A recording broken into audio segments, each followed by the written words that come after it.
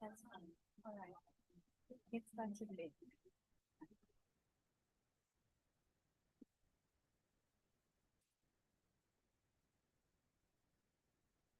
Okay. Am I audible? Yes, I think I must be. Thank you. Deans, head of departments, special guests, colleagues, friends and family of Professor Maikako Chitambo, good evening, and welcome to this Vice-Chancellor's Distinguished Research Award lecture. The Research Award recognizes excellence in innovation and dedication in research by Rhodes University academic staff. This is an evening in which we, as academic peers, colleagues, students, family, friends, and members of the public celebrate the intellectual and scholarly achievements of one of our own. The 2019 Distinguished Research Award was presented to Professor of Physics and Head of the Physics Department at Rhodes University, Professor Maikako Chitambo. I am told reliably that we are still catching up from COVID times and that this lecture would ordinarily have been given in 2020. So we're delighted that we can have it, albeit a few months later. What's a few months? In his lecture tonight, entitled, Perfect is the Enemy of Good. Perfect is the enemy of good. The importance of imperfections in solids. I think this is not working. It's not perfect. It's absolutely not perfect. Is that better? Yes, no? This is my worst nightmare.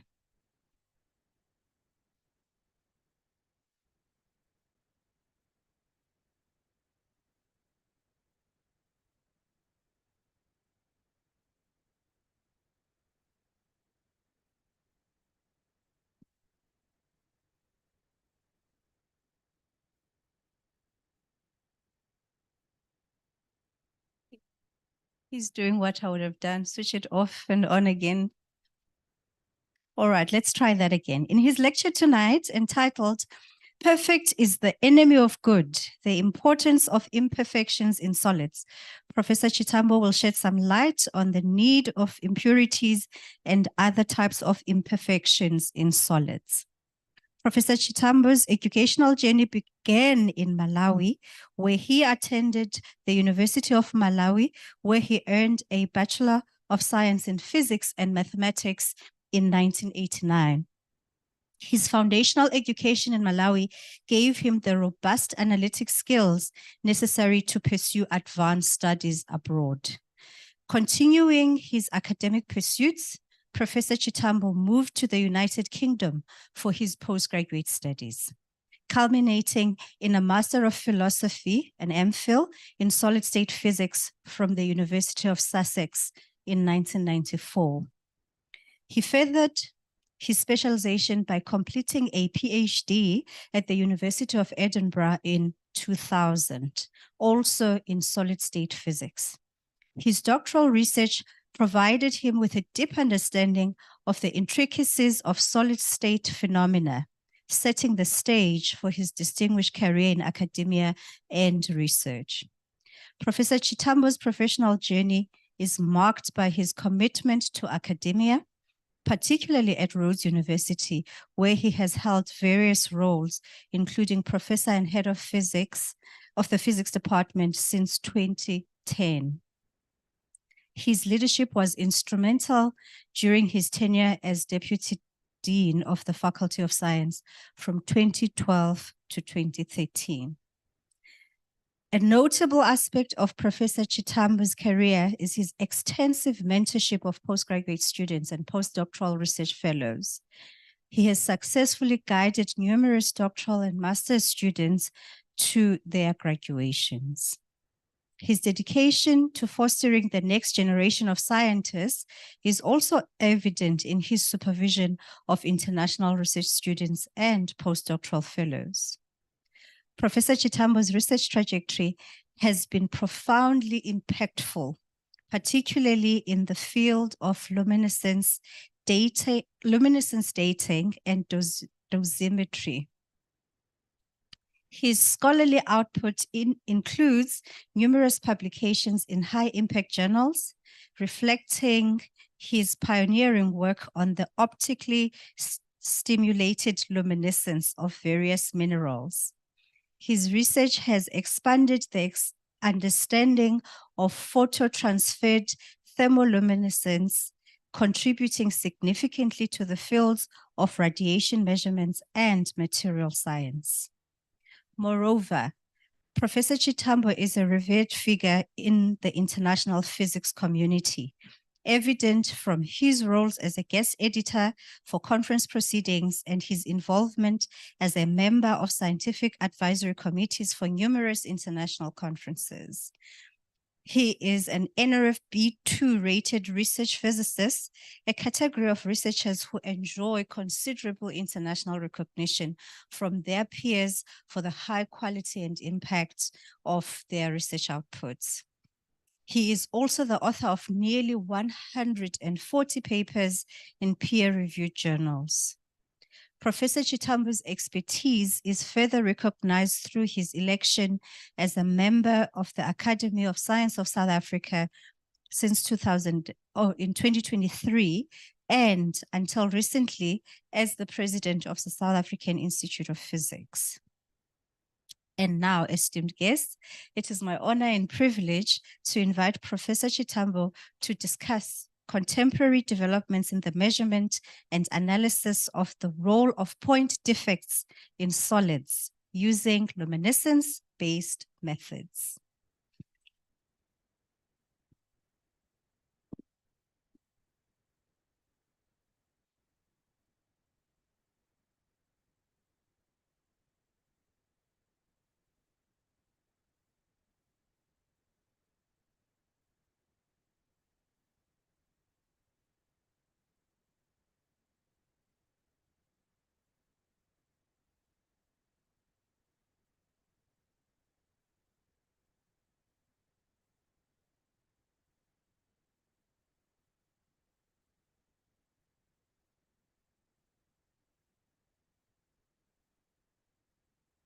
Deputy Vice-Chancellor, thank you very much for making me smell like a basket of fruit. Deans are here present, heads of department, friends and colleagues watching this presentation online via Zoom. Ladies and gentlemen, thank you very much for coming out tonight to listen to this talk. As the Vice-Chancellor said, this is a 2019 talk. Should have been given in 2020. And it's a talk on imperfections being given in 2024. The irony is very, very difficult to escape. We use solids in our everyday life, all kinds of solids. You know, if you look to your left, to your right, in front of you, there are solids everywhere. And what I'm going to discuss tonight, hopefully by the end of this talk, is to convince everybody that the properties of solids in fact depends on their imperfection rather than on their perfection. And I'm going to do that using luminescence, and luminescence being a method of studying defects in solids. There are many, many methods, but luminescence is one of them, and is one that we specialize in. And within luminescence, there are three types. There's thermoluminescence, there's time-resolved luminescence, phototransferred thermoluminescence, there's radioluminescence as well. And then I've also done studies using positron annihilation. But this talk has a finite time, so it's supposed to be, 40, 50 minutes or something like that, and not 40 years. So I'll just discuss some of those, not all of them. And then I'm going to try and interpret that aphorism, that perfect is the enemy of good, hopefully by the examples I would have given. So defects in solids. The best way, I think, to understand defects in solids or imperfections in solids is to start by looking at the idea of perfection. And this is a very simple example of a two-dimensional lattice of atoms. We have blue atoms, and then we have, what's the other color? Is that red? Okay, sorry, but I'm a bit colorblind, so I don't want to surprise anyone by mentioning. We can see that the arrangement is periodic. You have red dots and blue dots and so on and so forth. Those represent atoms. If you look at that square, so that square is drawn with the blue dots on the vertices, with a blue dot in the middle. You can also draw a square on the red dots, and what you'll find is that you're also going to end up with a lattice with red dots on the vertices with a blue one in the middle. That's a lattice. And this solid can be reproduced by simply repeating that lattice of blue dots on the corner, one red one in the middle. That's like a building block. And that would be like a perfect example of a solid, which is periodic and repetitive. But in fact, nature doesn't behave that way. Nature misbehaves. Well, I mean, It doesn't behave that way. This, in fact, is what you get in nature. So you still have atoms in their positions, but you have an example of a vacancy. A vacancy being, do we have a point? No, okay.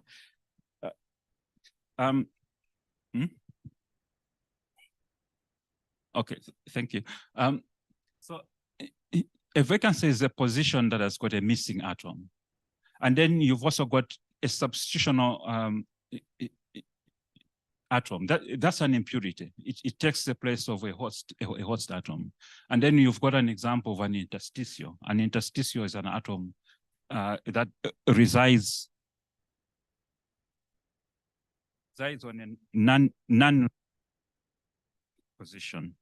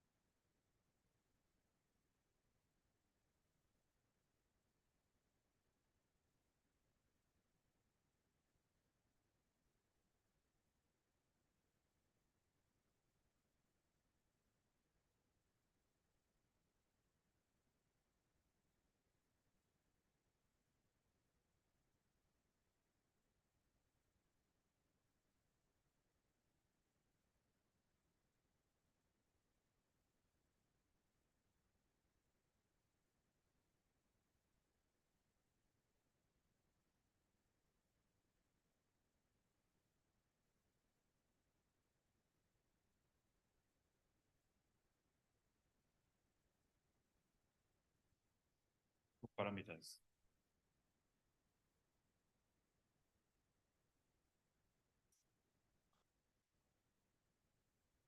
The first term, S of I, that's an intrinsic entropy of the system. The second term, S of E, is the entropy that arises when you configure your system to create vacancies and move things around. Okay, so and when you work out equilibrium by minimizing the Gibbs function. So you take the first derivative with respect to the number of vacancies and set that equal to 0. This is what I'm driving at, this result. So this is the answer you get. N is equal to something, okay? The important thing here is that N, the number of vacancies, is not equal to 0. Okay, so we have obtained our equilibrium when N is equal to some value. Okay, now remember that we said that disorder is a function of is a function of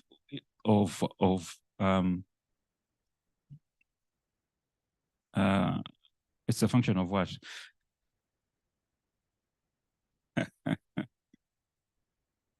It's a function of omega, the thermodynamic parameter. Okay, so we've what that has told us is that when the system is in equilibrium, your number of vacancies or your number of defects is going to be some value. Okay, so what that means is that the presence of vacancies in this case is necessary for thermodynamic equilibrium. If we extend that thought, the presence of defects in soil is inevitable. We are not going to escape it, because for your system to be at equilibrium, there must be some disorder. Okay, I think that's the beauty of nature. That impresses me. I mean, even if you don't seem impressed. Here are examples of properties of solids. You have copper. Copper is a soft metal. You can shape it, okay? That's why it's made in copper pipes. And copper pipes are very popular in Grahamstown.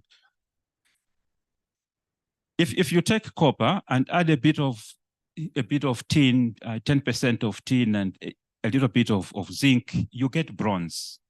Bronze is a very hard metal. And bronze is used in door handles and bronze mirrors and so on and so forth. Interesting thing, bronze is also used to mint coins. And bronze is a very hard material. That's why money is hard to find, because bronze is hard. Aluminium oxide. Aluminium oxide, native aluminium oxide without any defects is colorless. It's almost valueless, okay? A little bit of chromium and you get ruby, the beautiful red earrings. You've got tanzanite. Now I'm skating on thin ice here because Steph and our geologists are there. But tanzanite is a type of zoisite. Okay, some geologists disagree. They don't say it's a zoisite, but I'm the one giving the talk tonight. So tanzanite is a zoisite. When it contains a bit of vanadium, a bit of iron, you get this beautiful resplendent blue gemstone, which has got a very, very high value. Those are impurities generating the properties that you see. Another common example is amorphous materials. Okay, when you heat a material, you melt it to a liquid, and you cool it down very, very quickly. You get an amorphous material. A very good example of an amorphous material is glass. So glass is just a supercooled liquid. This is an example we recognize from the electronics industry. This is built up of electronic circuits. And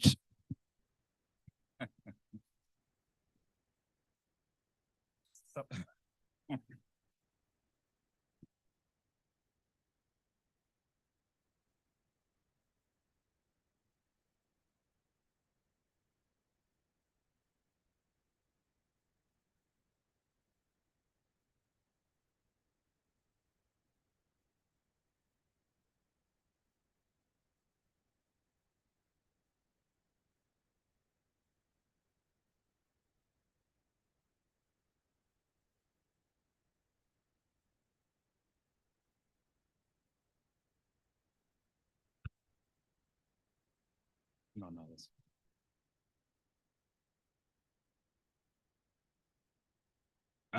Where was I? Cell phone. They work using electronic circuits. Electronic circuits are really built up of molecules, not molecules, atoms, some of which have a full complement of their electrons, and atoms, some of which have got a missing complement of electrons. So when you put them together and expose them to some sort of external energy, you get a drift of electrons, okay? And there's a whole art of putting together electronic circuitry, and that's why cell phones work the way they do. All of us are also familiar with, we go to a shop, we tap our payments, we swipe our cards, and that's because of the chip on the cards. The chip on the cards, again, is also just electronic circuitry.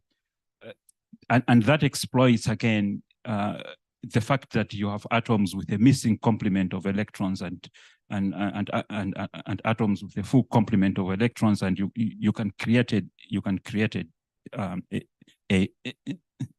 drift.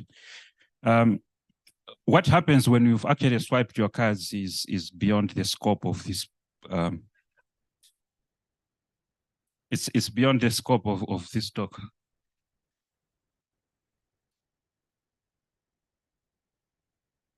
So let's look at luminescence. First of all, before we define luminescence, just a bit of some preparatory notes. If you have an ionic solid, so I want to give an example. If you have an ionic solid with a missing anion, you can have an electron trap. So this is an example of an ionic solid, okay, made up of repeating positive and negative charges, okay, something like salt. And here's your solid with the missing negative charge. Okay, now, because that negative charge is missing, okay, the position where the negative charge would have been, it's going to look like a positively charged spot, because throughout its neighborhood there is positive charge. So this spot in this solid is going to act like an electron trap, because electrons are negatively charged, and this spot here is positively charged. So if you have an itinerant electron in a solid, it comes near here, it's going to be trapped in place. Okay. Now the interesting thing is that for electrons that are confined to spots like that, they will tend to have distinct energy levels, to attain certain energies, and those certain energies you can find by solving the Schrödinger equation. So that's the Schrödinger equation.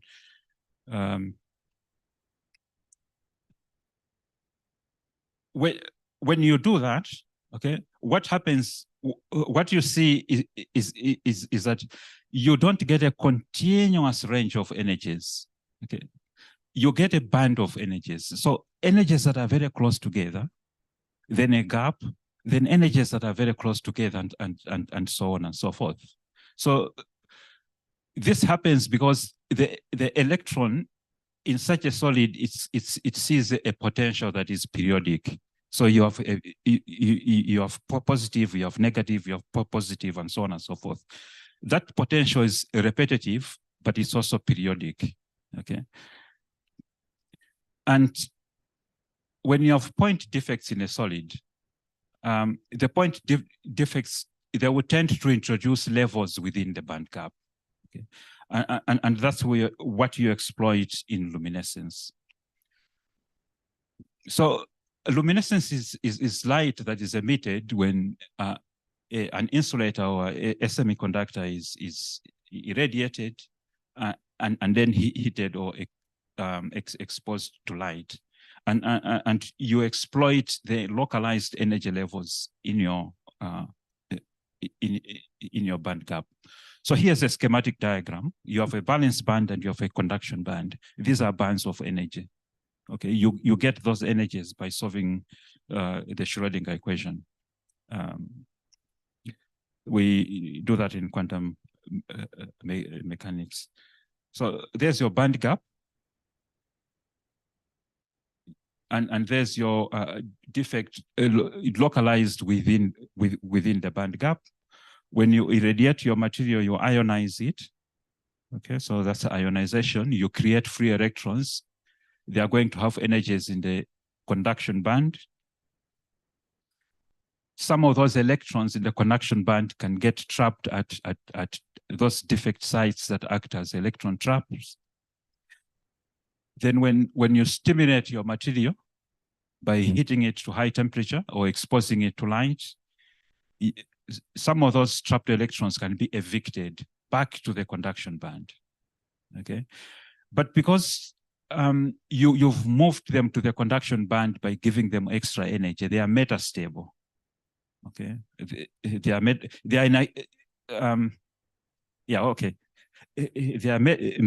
metastable, and they will lose that excess energy. They have to give off that excess energy by moving to other defect sites that I call luminescence centers, and that excess energy is given off as luminescence. Okay, so the important thing here is that luminescence is light. Okay, we don't just measure that light to be enlightened.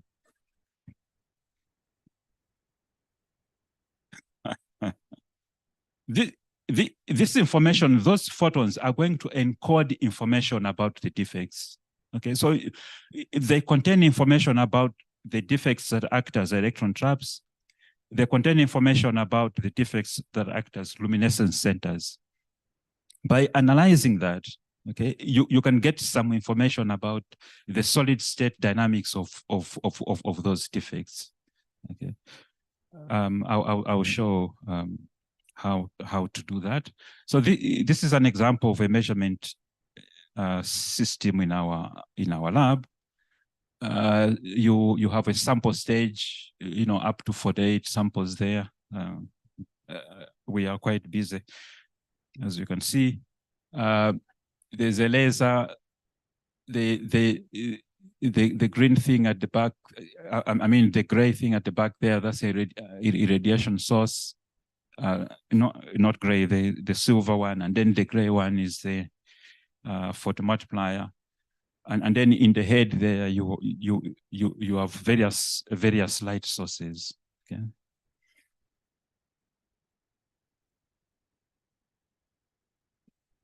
These are principles of kinetics. Okay, a first step to understand the process. So I'm not going to explain this in detail, but the first equation there, it tells you the rate of change of electrons in the conduction band. Okay, some electrons are coming in as they are evicted from the trap. You are losing some as they go back to the trap. You are losing some as they go to recombination.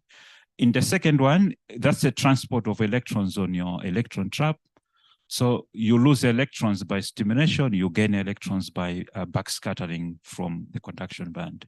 The third expression there gives you what happens at the recombination center in order for you to get luminescence.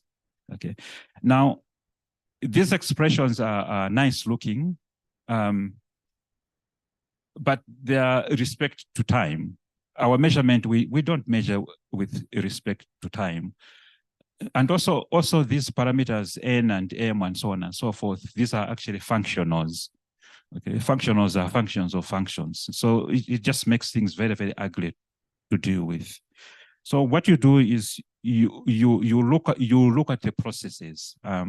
If a process is first order, you have very little backscattering, and you can generate an equation that is in terms of temperature, because your measurements are in terms of temperature. If you have a lot of backscattering, you can generate an expression that describes the process also in terms of temperature. The important thing in these expressions is that you can get some parameters that you want. So you have, for example, E. The parameter E is the energy of your defect, your electron trap below the conduction band. The parameter S, that's the number of times your electron is going to try and escape from the conduction band. So you can use these expressions to abstract some information from your luminescence. You also get some processes that cannot be described by either first or second order, and those are what are called general order kinetics, which are not very, very pleasant. So thermoluminescence then, which is the first method that we use. Thermoluminescence is a method for sensing changes in concentration of point defects. Okay, so if you have point defects, when the concentration changes, you can use thermoluminescence. So when you hit your material, when you empty your electron traps, each emptying of electron trap is going to appear as a peak. So each one of those peaks there is an electron trap being emptied. Okay, this particular example is from aluminum oxide, which is the example I'm going to use. And its emission spectrum looks like so. So it's got a very, very prominent emission at 400 and 420 nanometer.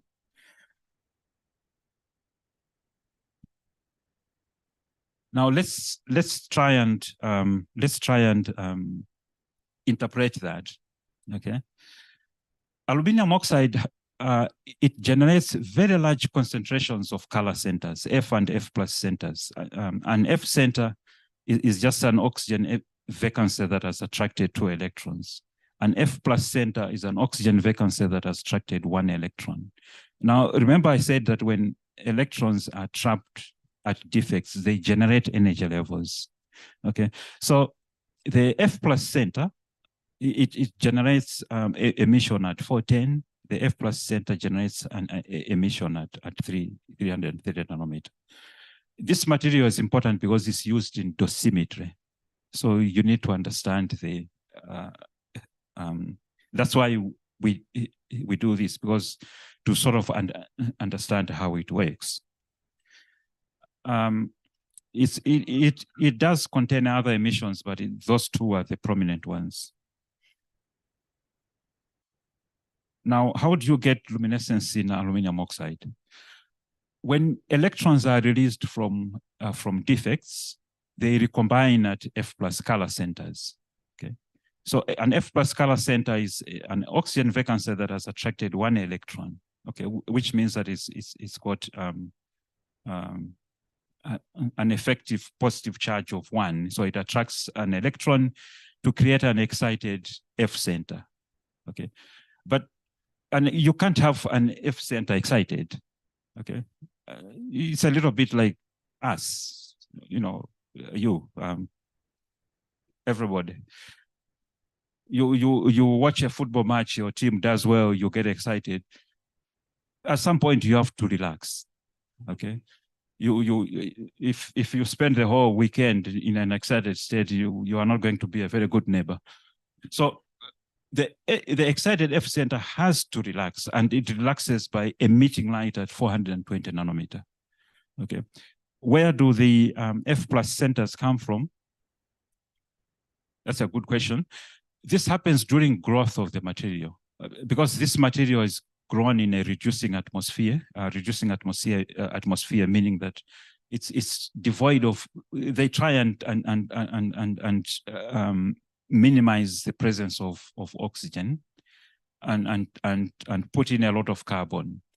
So the aluminum replaces oxygen at oxygen vacancies, then the carbon replaces the aluminum. Okay, so 1, 2, 3. But the aluminum has a charge set of 3, carbon has a charge set of 2. So you're going to have an excess charge again. So to counter that, to counter that, an oxygen vacancy is created and it attracts one electron, so that overall you have a charge balance, and then you have F plus centers. That's what happens. You can use that to generate a band model of your material.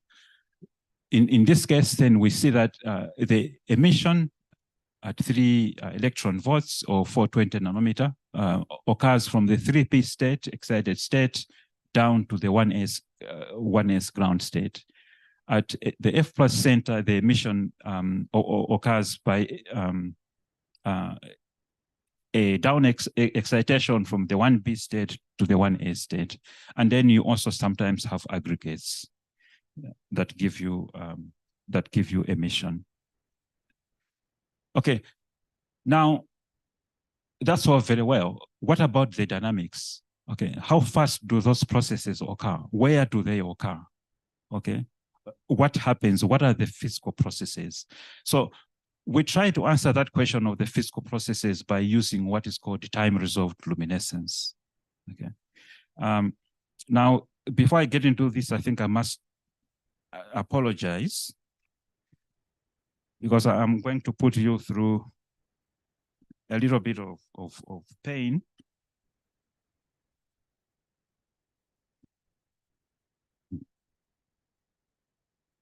But we are sort of demonstrating what we do, and sometimes we also, feel a lot of pain as we struggle through this. Sharing is caring, so let's share the pain. Time-resolved luminescence, the aim is to separate the stimulation and the emission of luminescence. Okay, so it's very simple. You stimulate and you measure, you stimulate and you measure. When you do that, you can obtain what are called lifetimes. A lifetime is just the delay between the stimulation and the emission of luminescence. And it contains three components. So there's a time to evict the electron from the electron trap. There's a time for the electron to transit through the conduction band. And then once it gets at the recombination center, the excited state lifetime at the recombination center. But the excited state time at the recombination center is the dominant one, which makes dynamics possible. And so here's an example of a time-resolved spectrum.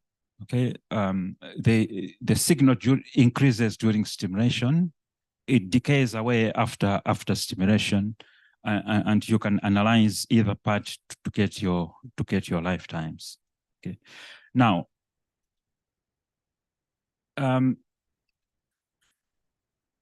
when you explain luminescence in that way, sometimes you give the impression that every transition is luminescent.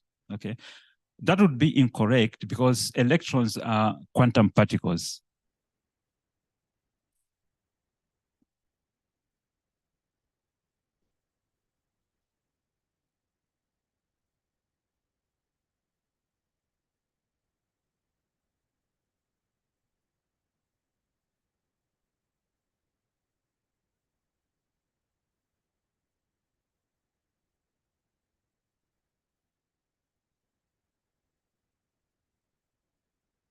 So electrons are quantum particles, which means subject to quantum mechanics. Okay, what happens? What happens? And those transitions are probabilistic. It will either happen or it will not happen, and you can discuss that with respect to these diagrams, configurational coordinate diagrams. So if we look at, let's look at this diagram here, the one on the right.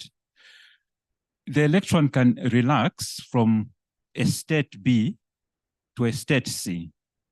Okay, and from that state C, you can get a transition that I've written as number 5 that gives off luminescence.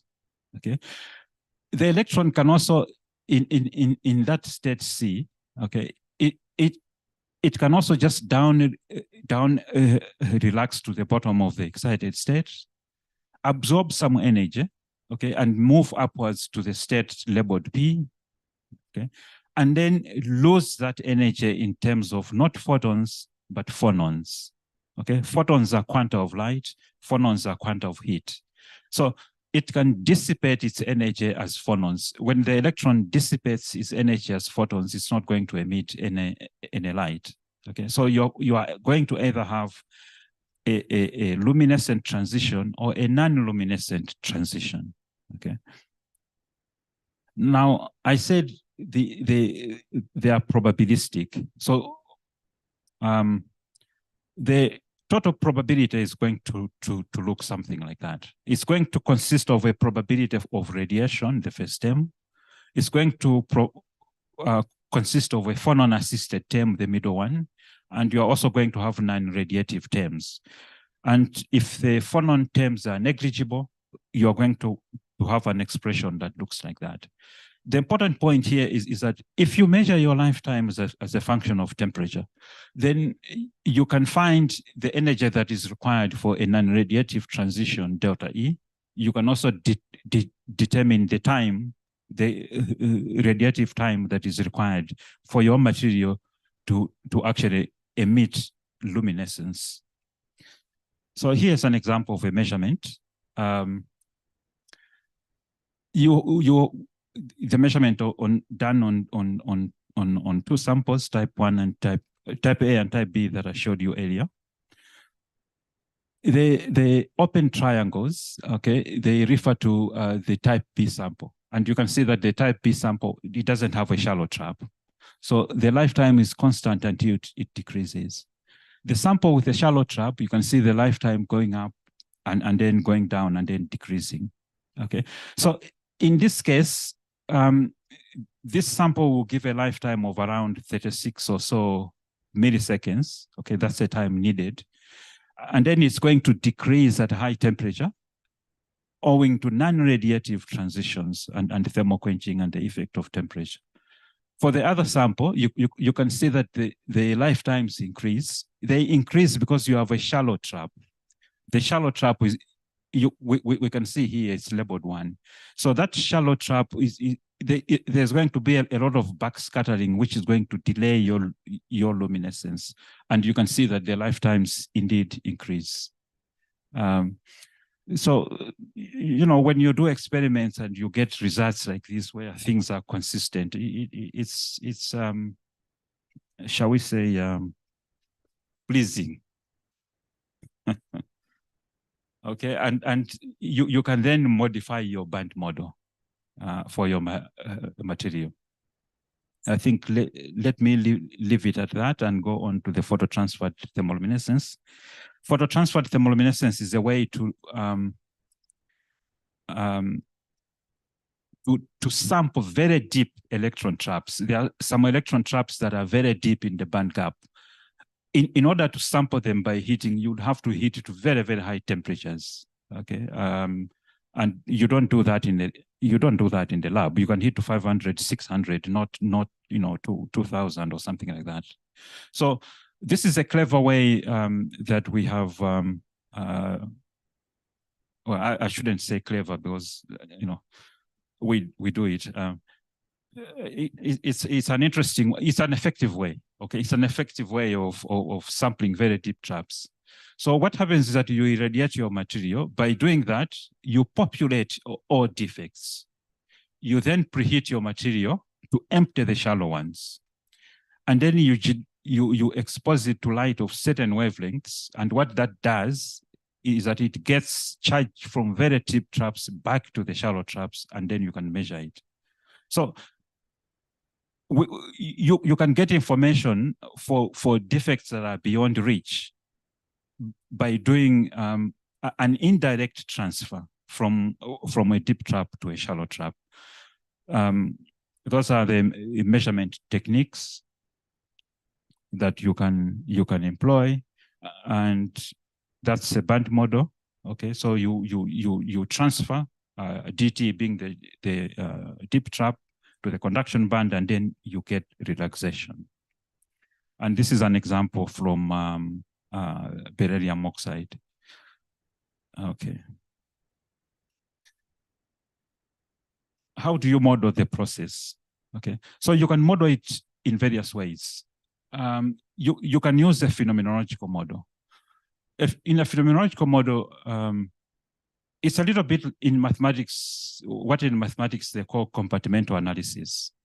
Okay, so you have a tank, there's water coming in the tank, and then you have a sluice and water flowing out. Okay, so what is the rate of change of the content of the water in your tank? Okay, if you have two tanks, what is the rate of change of water in the next tank, and so on and so forth? Okay, so you can set up expressions and get analytical solutions and apply it to your data. You can also use vector fields. With vector fields, what you do is you just generate trajectories of solutions. You see their behavior, and they'll give you a qualitative idea of what the behavior is like. With simulation, you use computational programs to generate to try and solve the ideal situation to predict what the behavior is like.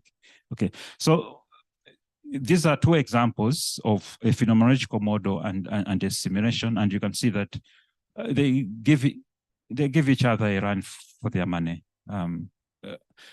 The important thing here is the important question here is that what happens in the long term? Okay, what happens in the long term? So you can look at a linear system by looking at the transport of electrons from one acceptor to one donor. And for this system, you're going to have one critical point with two solutions or two eigenvalues that are both of which are negative. Okay, because both of them are negative, your equilibrium point or your node is just going to be stable. Okay, and when you plot it, it's going to look like that.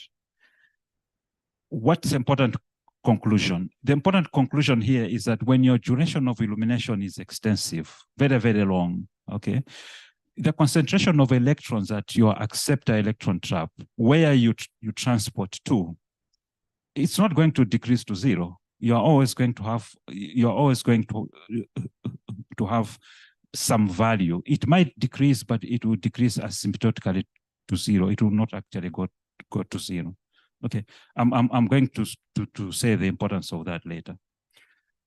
This also happens with nonlinear systems, and you can model a nonlinear system by putting together a concentration of holes and a concentration of electrons. Okay, if there was one without the other, one would grow monotonically. Okay, but if you put them together, it prevents that. So this is an example. You solve that, you find your phase portrait. What the phase portrait is telling us is that the concentration of holes and electrons will not mutually annihilate. Okay, you are going to always have one. Okay. This might be a little bit esoteric, but a good example is a game reserve. Think of a game reserve.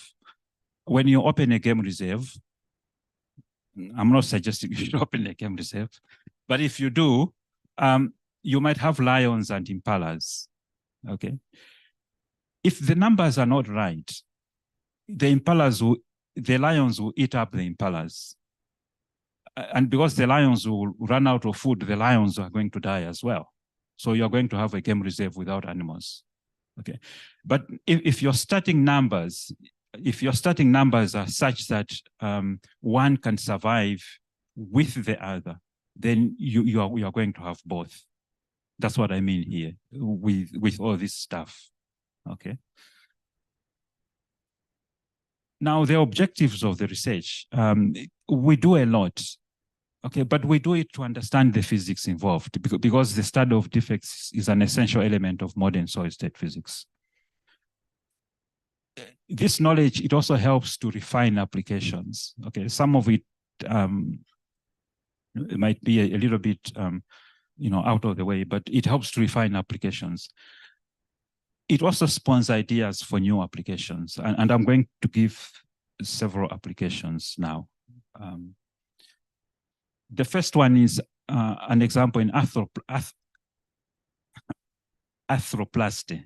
Okay, so there's a material, ultra high molecular weight polyethylene that we studied. This material is used in prosthetics, hip replacement, knee, and so on and so forth. It's made up of linear and branched molecules. That's what gives it high impact and wear resistance.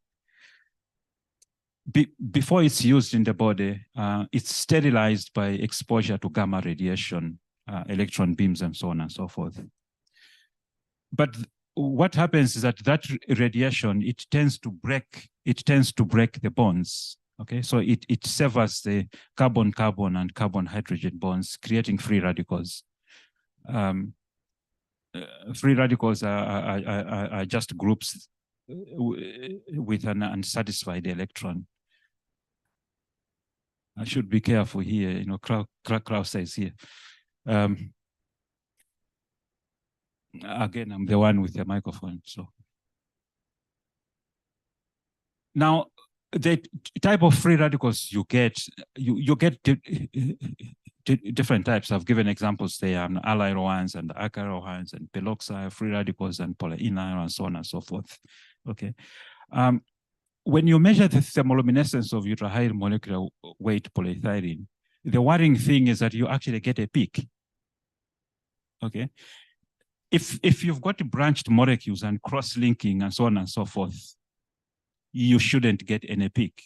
There shouldn't be any free electrons. Okay. The fact that you get a peak, it means that there's a problem. Your free radicals are recombining. Where they are recombining, we don't know. Now, we think our interpretation was that the energy that is given off at the termination step of the free radical recombination. Okay, so the conclusion there then is that if you get cross-linking, which free radicals are involved? Okay, and that knowledge, you can use that knowledge to prevent wear, because then you can control the irradiation to control the severing of those particular free radicals, and your prosthetics or hip replacement and so on and so forth is going to last longer. Okay. An easier method is just use a method that doesn't involve severing of bonds, like ethylene oxide. So that's one example. Another example is dealing with trade in illicit gemstones and illicit materials. Thermoluminescence and time-resolved luminescence of materials, it's like their signature. So in this case, in this emission spectrum, you can see specific peaks. Those specific peaks, you can work out the transitions. I showed you earlier when we were going through that pain, how to do it. So you can work out how those transition. The important thing is that this is unique to the material. So, for example, if you have a sample from Kimberley, a ruby from Kimberley, a ruby from Cape Town, and so on and so forth, the signatures are going to differ. Okay. In fact, this idea, I put it to a major diamond company because a few years ago there was this problem of blood diamonds. They wanted to stop trade in diamonds coming from conflict areas. So we said we can measure this. We can get the signatures and we can tell that this is from so and so, this is so and so, and they were very excited. Then I said, can I have samples of diamonds?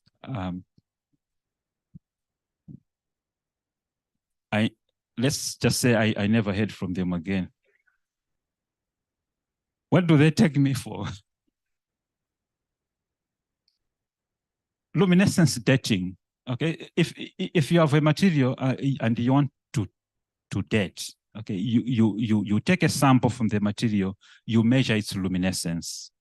Okay, you then give it other doses of radiation and build up a growth curve like that. Okay, then if this here, the dot on the y-axis, that's the intensity of your natural signal. You can work backwards to work backwards and find what the original dose was. The interesting thing is that you can then calculate the age by dividing that paleo dose or that dose by the dose rate. Okay, and that will give you the age of the material. Of course, it's more complicated than that, but that's the idea. So if you have two copies, one of which is original, the other one is a copy, that will tell you. Another method that's easy to do is that peaks at high temperature are built up over thousands of years. If you irradiate something in the lab, you're going to get peaks at low temperature. So you can easily tell that this one is a modern copy, this one is a genuine one. So next time you travel, overseas or somewhere, and someone tries to sell you a mug and says this one belonged to Julius Caesar, ask them for a sample. It might have been made last week. Megalithic buildings.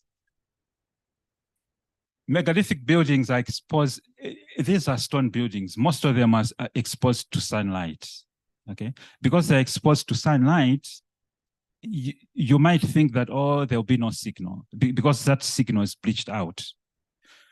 But remember when I,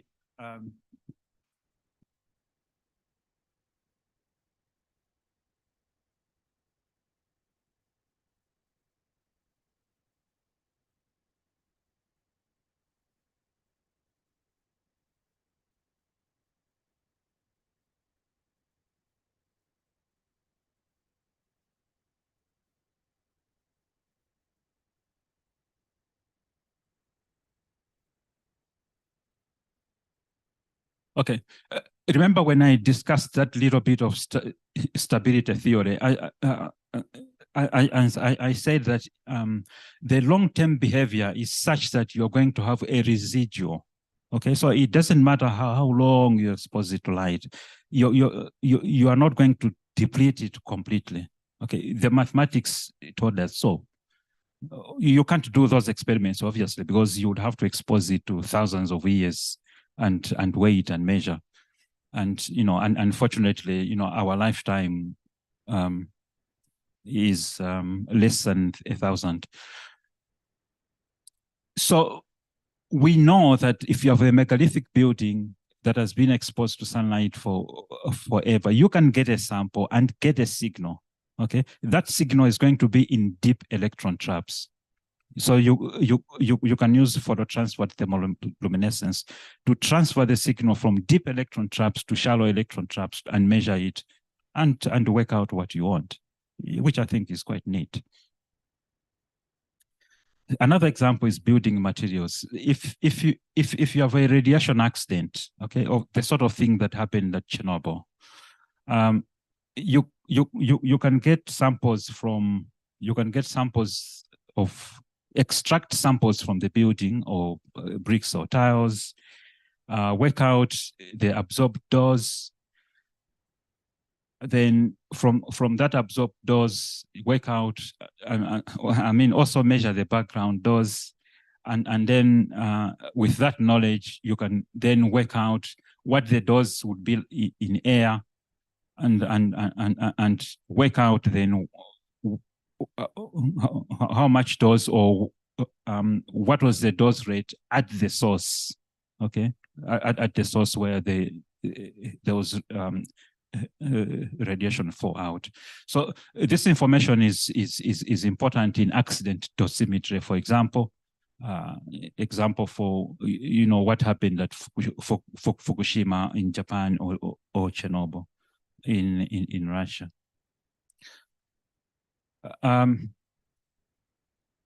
Megalithic buildings, of course, also attract, they tend to attract people to expressing their opinions. And there they are. The very last example is example of space dosimetry. Some of you might be thinking, there was an advert 2 or 3 years ago, I think. They wanted volunteers of people to go to Mars. on a one-way ticket to Mars. The thing is that in space, the radiation field in space and Earth, it differs. Okay, we are protected, mostly protected, but when you go to space, you get cosmic rays, you get all kinds of things, charged particles, and so on and so forth. So if you're going to fly in space, you're going to need proper protective wear. If you're going to fly in a spaceship, that spaceship has to be designed by proper shielding. How do you know that? Okay, so one way to do that is to know the properties of a material. This is lithium fluoride doped with magnesium and titanium. We know that the lower temperature peaks are due to magnesium and lithium vacancies. The high temperature peaks are due to trimers of lithium and magnesium.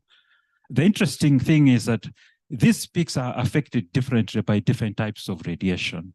So if you are going to do a study of space dosimetry, then you'd choose a material and choose a peak that is that responds, for example, to cosmic rays, responds to gamma rays, responds to charged particles, and then work out how much shielding, what material shielding you need.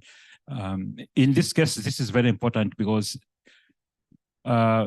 space irradiation has an effect on neurogenesis, the generation of new cells in the brain. I hope I've given you enough examples. So materials are exploited for the good of society. And luminescence research, it helps us to understand the detail, lots of detail, how it works, why it works, and why. Lots of physics involved there. And properties of solids, whether they are used in dosimetry or chip guards and so on and so forth, it's because of their imperfections, okay? And if materials were intrinsically perfect, it would counter the good, which takes me to the aphorism that perfect is indeed the enemy of good. I would like to acknowledge now the people that I've worked with. First of all, the members of the Physics and Electronics department, which is easily the best department on campus. Thank you to my colleagues for creating such a pleasant working environment. My research assistants, some of you are here. Sorry for giving you the data work. Students and postdoctoral research fellows over the years, and my collaborators from here, there, and everywhere. These are the most important people in my life. My wife, Betha, thank you very much for your support. My children, and then the people there on the left, my two granddaughters, they give my wife and I immense joy. Finally, I would like to say that the physics that I learn, I've learned in class, but I've also learned a lot of physics outside the class. And one of the things that always stays in my mind is knitting. My wife likes knitting. So one day I said, what would happen if we dropped a stitch?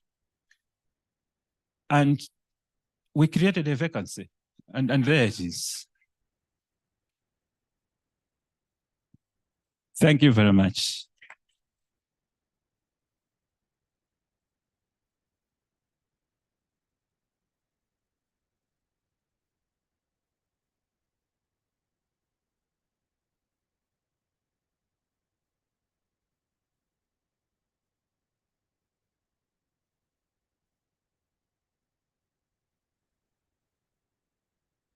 Thank you very much, Professor Chitamba, for that lovely talk. Very interesting. I certainly learned something today. I don't have an equation, and I certainly can't draw a graph that describes Professor Chitamba. Like the title of his talk, he is not perfect, but his uniqueness due to those imperfections is actually what makes him special and exactly why we value him here at Rhodes University. So thank you very much. I'd like to offer you this gift in a small appreciation for your talk.